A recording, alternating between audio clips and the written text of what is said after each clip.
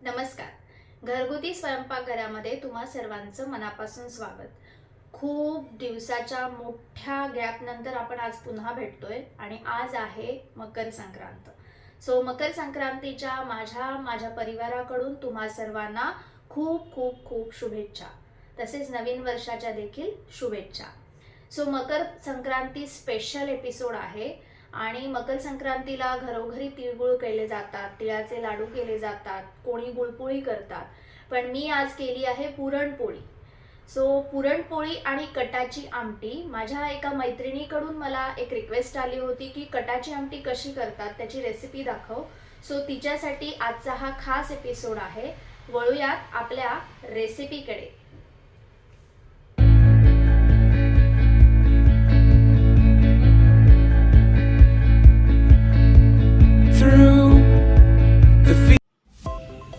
कटाची आमटी करण्यासाठी मी इथे एक कांदा घेतलेला आहे. मीडियम साईजचा कांदा आहे हा. आपल्याला उभा चिरून घ्यायचा आहे. आधी आपल्याला भाजणी करून घ्यायची आहे, तर त्यासाठी हा कांदा आपण पातळ उभा चिरून घेऊयात आणि त्यानंतर आपण छान भाजणी करून घेऊयात. रेग्युलर भाजणी आपण जशी करतो तसंच आपल्याला करायचं आहे. कांदा छान गोल्डन फ्राय करून घ्यायचा आहे, भाजून घ्यायचा आहे. आणि कांदा छान फ्राय झाल्यानंतर आपल्याला ह्याच्यामध्ये 1 वाटी खोबरं घालायचं आहे. ओल्या नारळाचा चव घालायचा आहे. मकर संक्रांतीमध्ये तुमच्या घरी काय काय बनतंय हे तुम्ही नक्की मला कळवा. व्हिडिओ करा, शेअर करा.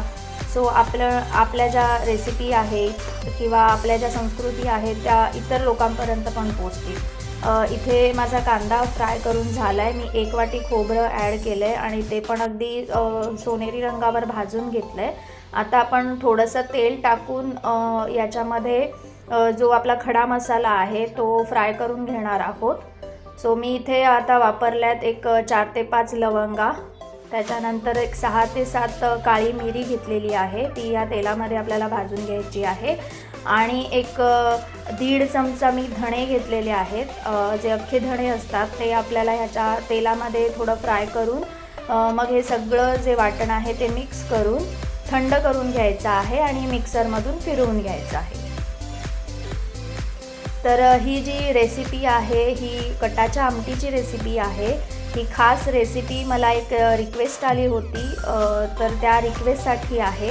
माझी एक फ्रेंड आहे, तर तिने मला एक रिक्वेस्ट टाकली होती, खूप आधी टाकली होती, त्यामुळे तिला मी सॉरी म्हणते की खूप लेट झाला तिला दाखवायला. पण ही जी आज रेसिपी करते ही खास तुझ्यासाठी आहे. इथे आपण हे वाटण थंड करून घेतलं आहे. आता आपण हे ग्राइंड करून घेऊया. ग्राइंड करताना आपल्याला चिंचेचा एक छोटासा गोळा ह्याच्यामध्ये टाकायचा आहे. छान आंबट गोड ती आमटी झाली पाहिजे. त्याच्यानंतर मी एक टेबलस्पून इथे लाल तिखट टाकलं आहे आणि अर्धा टेबलस्पून आपल्याला हळद टाकायची आहे आणि छान हे वाटण मी वाटून घेतलेलं आहे.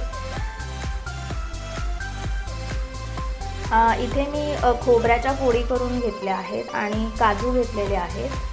हे आपण गार्निशसाठी वापरायचे आहेत. या आमटीमध्ये खूप छान लागतात हे अख्खे काजू आणि खोबऱ्याचे तुकडे. इथे 2 चमचे तेल घेतलं आहे, त्याच्यामध्ये आपण मोहरी टाकून ती तडतडू द्यायची आहे. मोहरी छान तडतडली की आपण एक हिंग टाकायचा आहे चवीपुरता आणि खोबऱ्याच्या फोडी आणि जे काजूचे तुकडे आपण घेतलेत ते ह्या तेलामध्ये टाकून छान फ्राय करून घ्यायचे. 1-2 मिनटं तेलावर फ्राय झाल्यानंतर आपण हे वाटण सगळं ह्याच्यामध्ये घालणार आहोत आणि आपल्याला जेवढं पातळ होईल तेवढं पातळ होण्यापुरतं पाणी ह्याच्यामध्ये आपण ॲड करणार आहोत आणि छान अशी ही आमटी आपली आता तयार झालेली आहे. आता जी पुरणपोळी आपण करतो त्याचं जे पुरण असतं ते पुरण आपल्याला एक छोटा गोळा ह्याच्यामध्ये ॲड करायचा आहे. खूप छान अशी ही चव येते.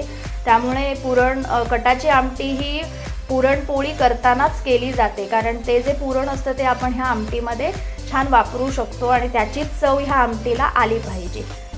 असा हा आज पुरणपोळी आणि कटाच्या आमटीचा बेत आमच्याकडे आम्ही केला आहे.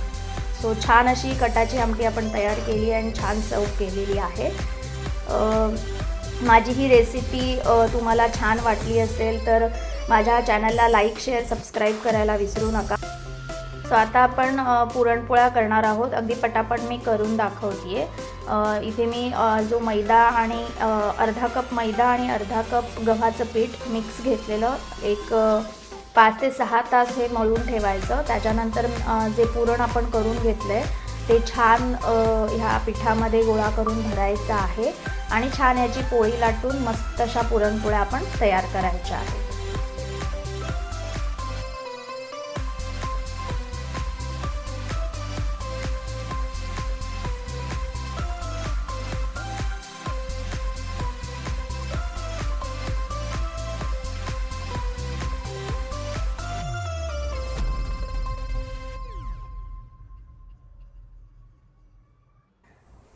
सो छान अशा तापलेल्या तव्यावर आपल्याला ह्या पुरणपोळ्या शेकून घ्यायच्या आहेत आणि अशाच प्रकारे आपण ह्या सगळ्या पुरणपोळ्या बनवणार आहोत. आणि कटाची आमटी आणि पुरणपोळी हा असा आजचा आमचा बेत आहे. सो आजची ही जी मकर संक्रांत आहे ती गुळाप्रमाणे तुम्हा सगळ्यांना गोड जावो. पुन्हा एकदा मकर संक्रांतीच्या माझ्याकडून शुभेच्छा. आणि तुम्हाला माझ्याकडून कोणत्या रेसिपी हव्या असतील तर कमेंटमध्ये मला नक्की कळवा. सो तुमच्यासाठी मी या रेसिपी तुम्हाला बनवून तो व्हिडिओ तुमच्यापर्यंत नक्की पोहोचवेन. आणि अशा छान रेसिपींचं घरगुती स्वयंपाकघर या नावाने फेसबुक पेज पण मी ओपन केलेलं आहे. सो माझ्या फेसबुक पेजला नक्की व्हिजिट करा आणि माझं पेज फॉलो करा. या सगळ्याच्या लिंक डिस्क्रिप्शन बॉक्समध्ये दिलेल्या आहेत. भेटूया पुढच्या एपिसोडमध्ये. तोपर्यंत धन्यवाद.